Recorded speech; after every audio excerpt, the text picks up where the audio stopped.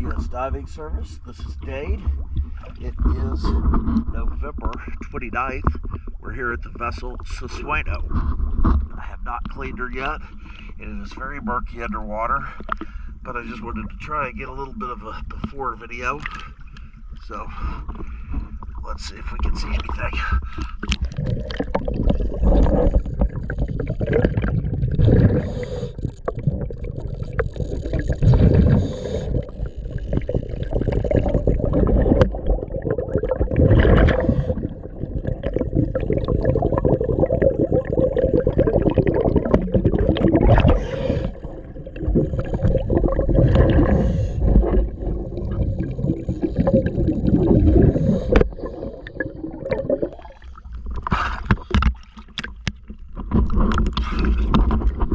She's definitely dirty. Let me get her cleaned up and then I'll get you an after video.